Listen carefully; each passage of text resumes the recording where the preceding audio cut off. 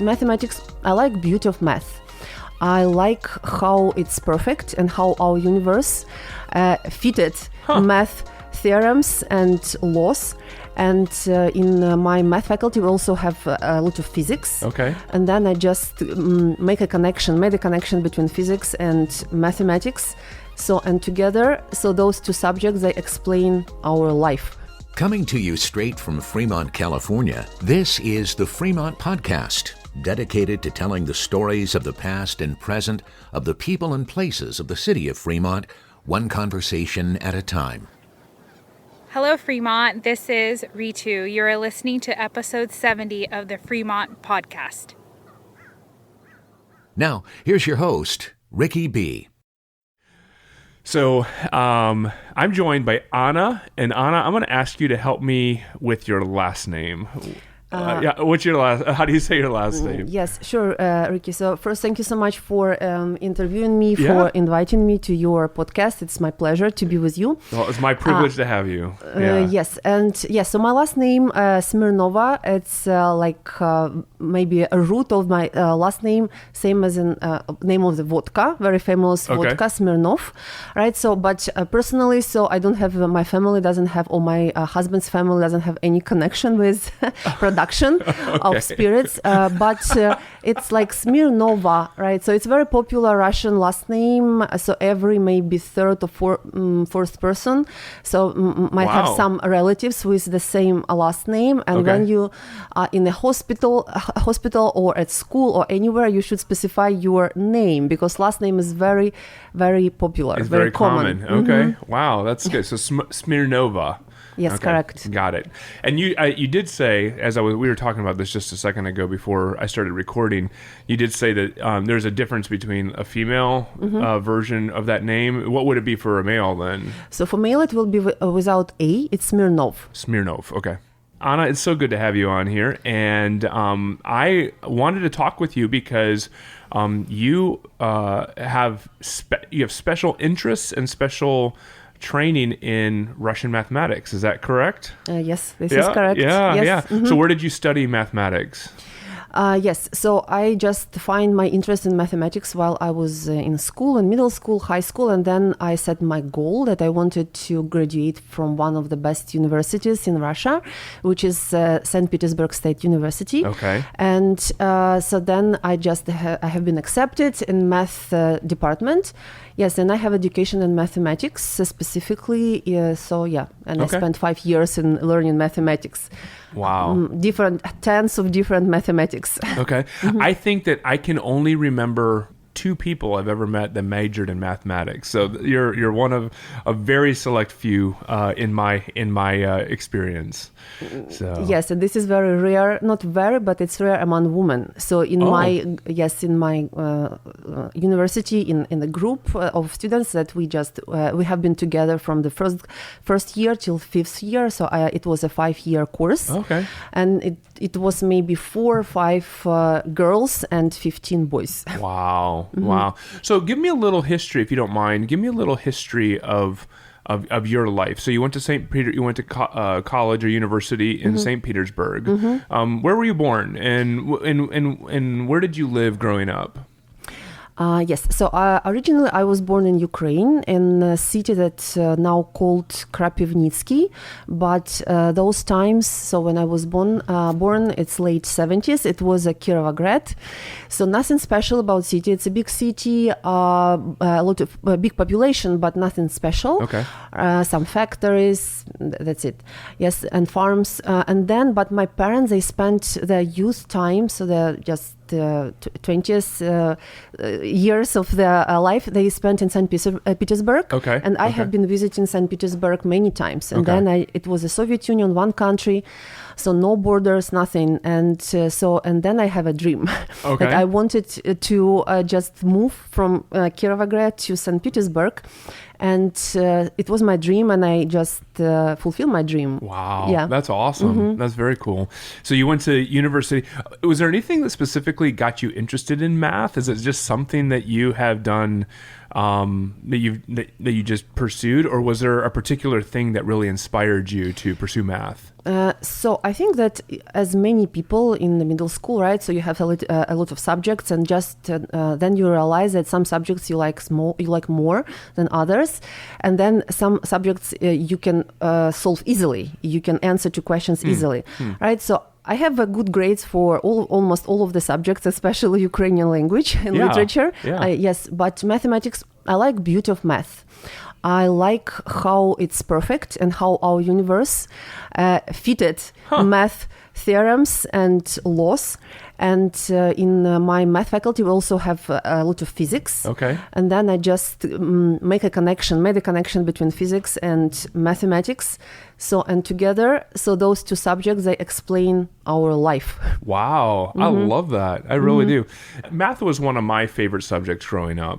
I did enjoy it, and I felt like there was a lot of it that made sense. But I would also say that's interesting because I think that sometimes we stereotype people who like math or do well in math as basically just very technical and structured and scientists. I actually enjoyed math more on an artistic level, and I don't know that I can even explain that, but I think that what you just said to me is something that resonates with me as in like everything that you have studied, whether it's physics or mathematics.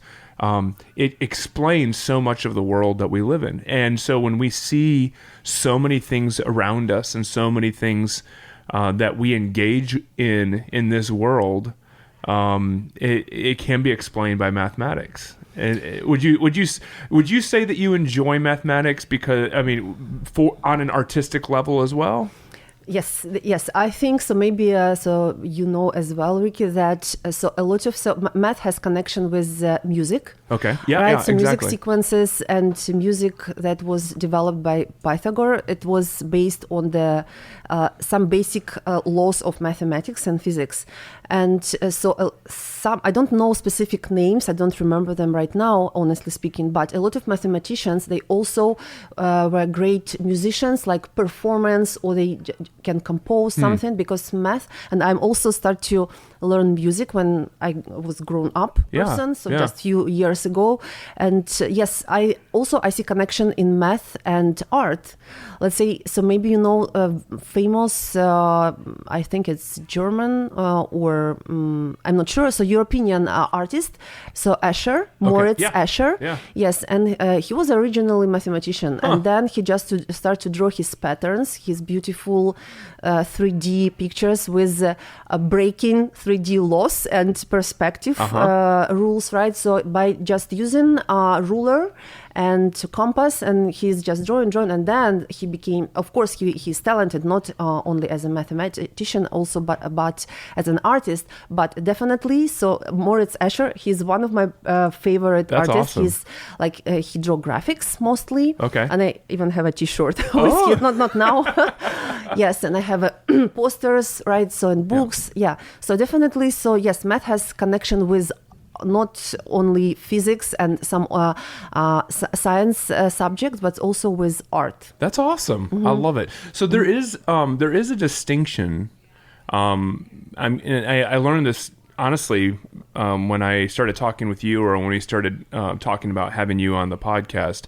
There's a distinction between like Russian mathematics and then like maybe traditional mathematics as I would have learned it, or that we would. Can you kind of give me a little bit of an understanding of what the distinction between what you studied and what you have done with your life regarding mathematics, and maybe something that I would have studied growing up? Yes. So when when you don't have anything to compare, you don't know that you are learning something in a specific way, right? So you're just learning it. Yeah, that's true. And when I moved to United States 9 years ago, so my new page of my life started. Of course, it was hard, but at the same time, it opens for me many, many new things, right? So and pass. And yes, my kids, so my older son, he went to school, and then I recognized that, yes, mathematics. He went to school here in the United States. Yes, in the United Okay. States. Yes, he was in fourth grade. So when we moved, he just joined fourth grade class in Fremont, and yes, and mathematics is different. And then, so I was hired by my company, Russian School of Mathematics, and then I recognized that Russian math is very unique, the approach. Okay. So because especially in the Silicon Valley, we have a lot of people from different countries like India, China, so many Asian countries, Europe. And so, and those parents, they actually expect math to be the same level as they had it in their countries. Oh, interesting. Yeah. Right. So, and United States approach, it's not better or worse. It's just different approach. It's more like we say, mathematicians say, spiraling. So when you expose some simple stuff once, the next year again, but deeper. The next year again, more deep. Okay. But I think that it doesn't work for all students because a long period of time, so it needs memorization, right? So, and by the next time when you review and go deeper, a lot of students, they don't remember what was done last year. Okay. So in Russian School of Mathematics or Ukrainian math or Indian math, so, but I think that the idea is we're moving along the curriculum, we take a topic, right? So, and go in depth. Let's say we expose algebra, like equations. Okay. 100 minus x is equal to 10 from second grade because it's simple. In the United States, by some reasons I don't know, yes, but algebra comes from seventh grade, I believe. Yeah. Yes, and that's why this is one of the main reasons. So students' mind is open and can think abstract from very early age. Oh, that's and interesting. It's proven. Yeah. It's proven. Yeah. So that's why I think Russian mathematics are so very popular, especially in Bay Area where we have a lot of engineers and their families, and they have experience in India, even in India and many other countries. But a lot of students from my school, they're from Indian families and background, and a lot. So I have some parents who came and then they start to name books, Russian books that they used back in their youth in school for mathematics. That's awesome. Wow. We'll be right back. You can hear the rest of this conversation in just a moment. Hello, Fremont. This is Andrew. I'm the editor here at the Fremont Podcast, and I have excellent news. The Fremont Podcast now has a newsletter. Our print editor, Rachel Prey, has been working really hard on the newsletter, and this week we launched the first issue. The Fremont Podcast's Community Table newsletter was released yesterday, but it is definitely not too late to sign up. In the newsletter, we go into more depth on subjects we've covered, we catch up with guests that we've interviewed in the past, we talk about local Fremont events that are ongoing, and we've even included some local reporting that you can't find anywhere else, not even on the podcast. In fact, this week, in the newsletter, you can find an article by one of our reporters, Mark, who talked with Gail Stewart, the owner and operator of Mission Coffee. The article talks about Gail's long-standing dedication to local events and community. The print article is available only in the newsletter, but I have an audio extra from that same interview.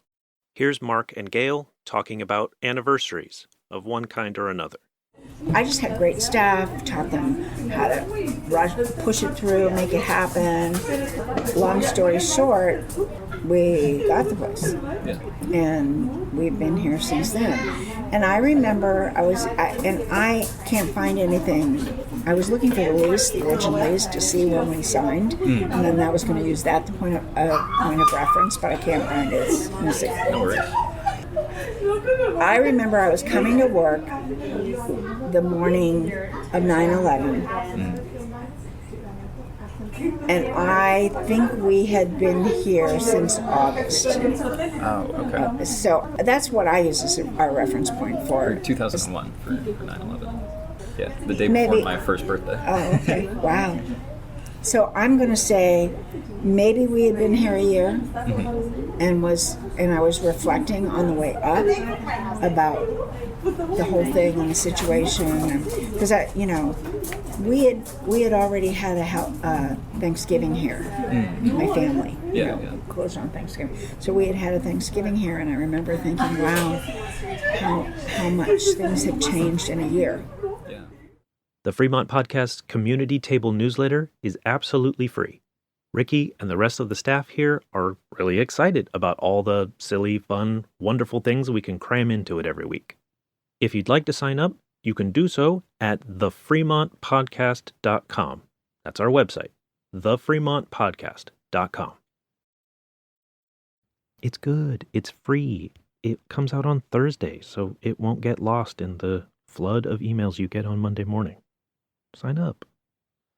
Buying a home is a big decision. When I'm trying to make a big decision in my life, I turn to family. Family generally has my well-being in mind. They want the best for me. Whenever I visit Jennifer at Petrocelli Homes in Niles, she treats me like family.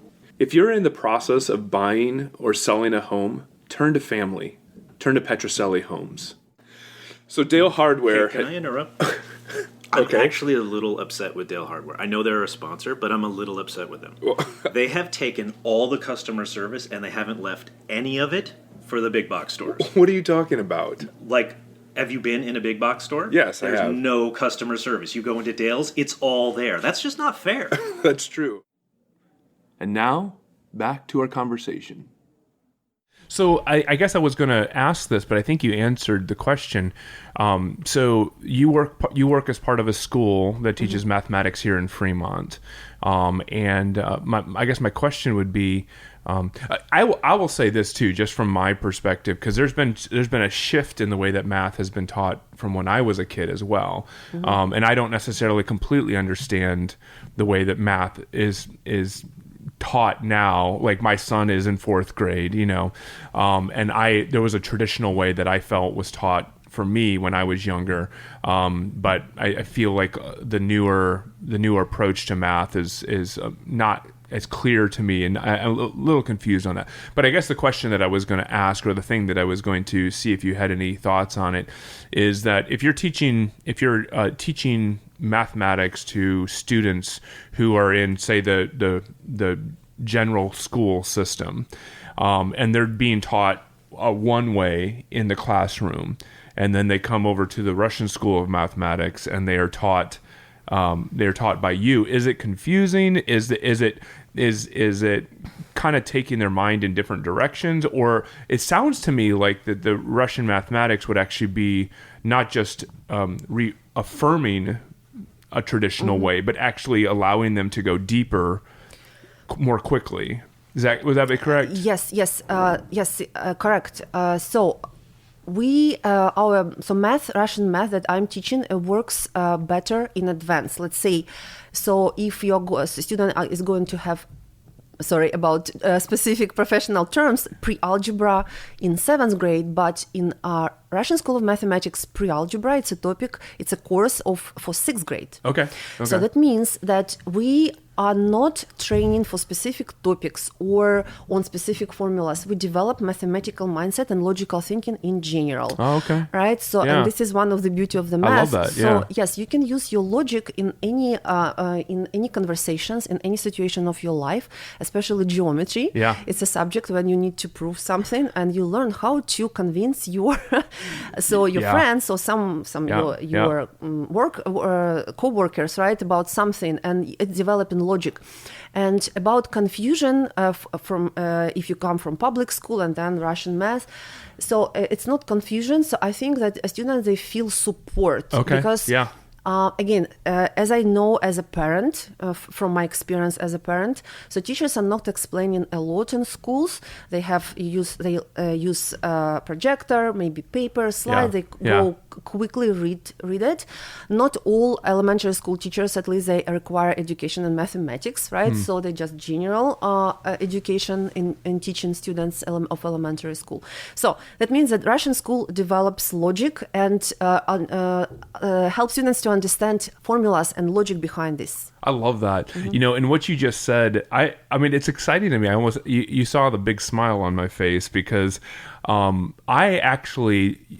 have this philosophy of I would call it a philosophy of education, But I actually think that my understanding of the way that mathematics, and you said specifically geometry, and I would 100% agree, the way that geometry is understood isn't just about geometry. It's about so many other areas of our lives, you know. And even like what you were just saying, like when you're trying to build a logical case, when you're trying to create an argument regarding something, there are processes and even laws and things that happen within geometry that actually help facilitate the logic of an argument and to help create a logic of an argument. And I've actually found that when I was in school studying mathematics or taking a math course, that my brain functioned better in conversations. It functioned better in so many other areas of my life because it's like this is the way I tell people that I feel like this is my philosophy of education, and you know, you can take it or leave it, but you know, I feel like education is like working out in a gymnasium, you know. So when you go to the gym and you're working out, so if I'm going to do a bench press, so I lie on my back, I'm laying down and I have a 1-inch bar in my hand and I lift that bar up, you know, 1, 2, 3, 4. Well, the reason I'm doing that is not because I'm expecting to be on my back somewhere in my normal life, pushing a bar up and down, you know, 12 times or 20 times. The reason I'm doing that is because I'm exercising muscles that are expected to be used in a certain way in other parts of my life that don't look anything like a bench press. But by doing that exercise in that way, it's actually preparing my physical muscles to be ready for something in a normal life experience. And I think in the same way, like even with mathematics, specifically talking about mathematics, there are certain ways, like if A equals B and B equals C, then A equals C. And it's like, then you're like, oh, and there's a logical progression to that happens. And if I am exercising my mind in that way, it's not that I'm exercising my mind so that if I come across an A equals B and B equals C, then I know what the answer is. But no, it's so that my mind is thinking that way already. So those mental muscles are being exercised and disciplined to work a particular way that's going to make me understand a certain scenario better. I mean, does that when you were talking there, that's what I was thinking. I was like, this is really something that I have felt that I've felt in my own life, in my own educational experience. And would you kind of say that captures a bit of what you're saying regarding Russian mathematics? Yes, of course, Ricky. So I'm surprised that you are not a teacher or mathematician or engineer, and you have such set of minds and understanding of importance. And this is actually one of the things that I'm saying my students in the class, because a lot of students, they come to school because their parents want them to come. Right. Yeah. Yes, and then I explain them, guys, so you think it's not very useful right now for you to learn those crazy geometry theorems and repeat them every time, statement, reason, format. So why statement and reason? But believe me, so when you just have some arguments with your opponent, yes, so and when your brain works in a way and with the speed that you want, so you feel the power inside yourself. And I can say that back in Russia, I didn't teach mathematics. I was in analytical department. So I was doing marketing, so some web programming, but it wasn't pure mathematics.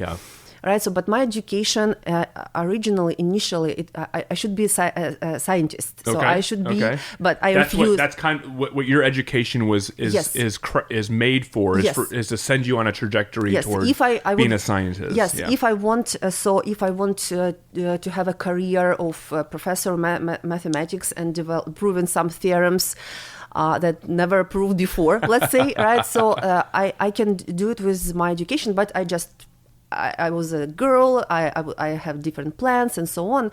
Yes, so I didn't regret about this, but just in general. Yeah. Right, so but this, and then when I started to teach mathematics here just accidentally, because I moved here and I have 2 small kids and I didn't know what to do with my life now when I finally moved to dream country. Yeah, right? yeah. So well, we'll talk about that in a minute. I want to hear the transition of moving from where you were living in Russia at the time, yes. and then you moved here. So I want to talk about that. So what were you just saying? I just interrupted you. Yeah. Yes, sure. So I was living in St. Petersburg since the time when I started my education in St. Petersburg University, right? So and then my family has very common story. So my husband, he was working for Sun Microsystem in St. Petersburg, and then he started to have a lot of business trips to Silicon Valley because of his projects, and then finally, so they offer him to move, to relocate.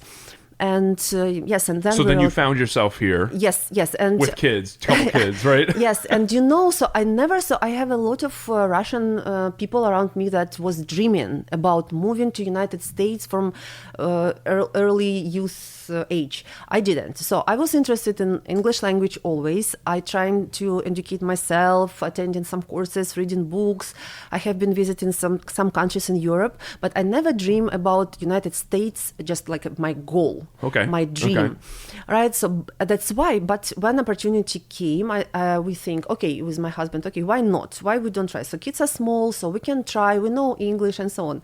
But when we moved here, so I recognized that my English is so funny because it's book, so school English, Great Britain.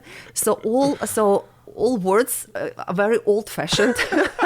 Pronunciation almost disappear. Yeah, it's funny. And I can't buy. So let me clarify that. So when you were studying English in school, it was a British English, not like an American English. Yeah, yes. And the Britons would appreciate that because they think that their English is the correct English. So anyway, yes. Yes, let's say when I recognized that no one called in United States, not no one, but in Fremont, in a specific situation, pupils. And so many other small things that I was pretty sure that I'm correct, why people do not understand me or laugh right at me. So, but then it takes several years, I would say, to just accept that, yes, English is my second language. Yes, I'm looking as not a high-educated person with a lot of books that I have read in both languages, but like mom who just staying on the playground and can say few sentences about my life or today's news. Mm-hmm. That's awesome. So what do you think about being in America now? Like what are some of the things for you that have been different? The experience of being in America is different than what you thought. And what are some things that and what are some things that's been different in good ways, mm-hmm. and then maybe some ways that's been different in a disappointing way? Mm-hmm. What are some of the things that you realized in coming to the U.S.?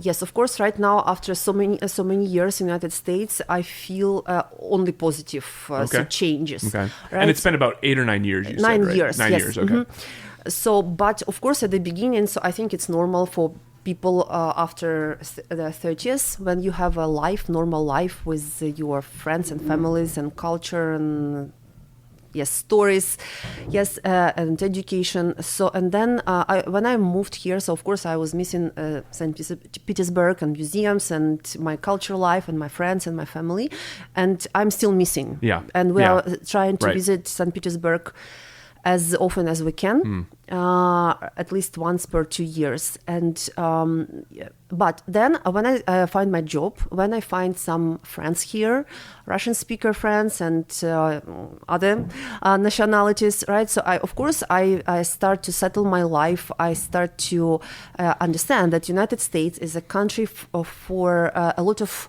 opportunities. Mm-hmm. And I start to feel myself as a person completely different. So how people respect each other. So in many small situations, like everyday life situations, the level of service in stores and restaurants, in anywhere. So completely different. And then, so maybe a couple years ago, I just really started to enjoy being, I got citizenship actually this year only. Oh, that's awesome. Yes. Congratulations. Yeah, thank you so much. I love that. That's great. Yes, Very and good. I start to study United States history more in depth to understand the country and the people that I'm surrounded by. Of course, in Silicon Valley, we don't have a lot of people who spent all their life in United States. Right. But this is actually helps me to just immerse because I'm not only one. I'm not only one immigrant alone. Right. So that's why. So I'm happy and I gratitude. I don't know, my husband or life or chance or universe to have that changes and have such experience. That's great. And honestly speaking, first years when we start to live here, I'm still thinking about maybe moving out. Okay. So maybe not back to St. Petersburg, but moving somewhere else. Yes, but right now, no. I think that this is a good place to raise your kids. It's a lot of freedom in your mind. So you can say, you can think, you can try. Yeah. And I start to try a lot of things that I can't afford myself, not because of money or because of mindset. Are there any places or anything specific in Fremont or in this general area, the Bay Area, that makes you feel a bit at home? In other words, are there places that you go where you're like, this reminds me of something that is very special to me or familiar to me or something that's part of growing up that feels very much like home for you? Is there any part of the area of Fremont that is like that for you? You mean like places? Yeah, like a place or a community or is there any place that you just kind of feel like this is something you connect with really well? Yes. So one of the places that I recognize, it's in Niles. Okay. So the Cafe Devout, right? So Devout. So it reminds me small, beautiful cafes on Nevsky Prospect in St. Petersburg or any other just streets, beautiful streets in St. Petersburg, right? So then, from the cultural perspective, right? So I like. I have a Russian community here, of course, in Fremont. It's a very big and strong community, strong in terms of relation between people. And one of my friends, she's from Kiev, and she opened art school for kids several years ago. Okay. And they have different teachers, most of them, of course, Russian speakers, like from Ukraine or Russia. And some English speakers, right? So, and yes, I send my kids to her school, and I feel home when I come to visit her. Awesome. And they have some paint nights and so on. So, but some cafes, right? So in Fremont, so not places, not nature, because it's very in different. St. Petersburg, it's like dark, rain, grayish, shades of gray most of the year, except summer. So here in Fremont, beautiful weather and nature. That's great. That's great. Well, actually, I know this is something you don't want to talk much about, but I'm still gonna just. I want to express my feelings towards you, having been born in Ukraine and then spent much time in Russia. I'm sure there's a tension in you regarding the war and the sadness of the war that's happening in the Ukraine and in Russia. And I just wanted to express to you that my sympathy and my condolence to you. Is this something that has affected you? I'm just wondering if you'd be willing, how it's affected you personally over the last year or so as this has been a reality. Thank you, Ricky, first for your words. Yes. So when we decided to move from St. Petersburg, right? So we decided also because we feel uncomfortable living in the country with no a lot of rights for people to say, to think, and that story starts long before war started. About Ukraine and war, of course, it's very sad situation. It is. No. So yes, I have relatives from my dad's side, and they are living in Dnipropetrovsk and Zaporozhye, so in many cities. So they are doing okay. So, and of course, we are contacting, and I'm just supporting many funds in Ukraine as much as I can. Yeah. Right. So. of course, so it's very awful and sad. It's a very weak word situation. Right. So disappointing situation, I don't know, crazy situation. So, but I hope that everything will end soon. And it's great that most of the countries, entire world supports Ukraine, and I'm impressed how people very far from Ukraine on the different continents just compassion. Yes. And they just I don't know, is it a really compassion? Because every day in many countries for many years there is a war. Yes, that's right. More or less, right? So we're not worrying about all those kids and people in many countries every day. But if it's it has some the war has some connection with you personally or your country, so then you just worry. Right. So yes. So I think it's awful, and it should end soon. Right. And I hope that it should end soon. Well, I appreciate you taking a little bit of time to say something about your feelings toward it. My sympathy, my heart goes out to you and your family. And do you have relatives that have moved to other parts of the world, or that have traveled to different parts of the world at this time? Or I don't have. Yes, I have close my cousin, and she was with her daughter at the moment when war rapidly, just unexpectedly started. So it was expected, but no one believed in it. And she was in Egypt, like a resort, and then war started, and then they moved to one of European countries. Okay. Then they changed their country. So now, So the daughter of my cousin, she's staying in Budapest, right? So and studying here because a lot of educational programs in Europe for Ukrainian people, right? But some of my Russian friends, so not relatives, but Russian friends, engineers, IT engineers, they moved. They moved to Georgia country, Armenia, and yes. Oh, wow. Well, we'll keep praying for that situation and hope that it resolves soon. I'm gonna wrap it up, but as I kind of wind things down, you've lived in the United States now for 9 years, and you've toyed around with the idea of moving or changing, but if you had a dream of what you could do for the next 5 years, or what you could do moving forward, what would you love to do with where you are in your life right now and what you've experienced? Do you have something that you would love to pursue yourself? And, what would that be? What would that look like?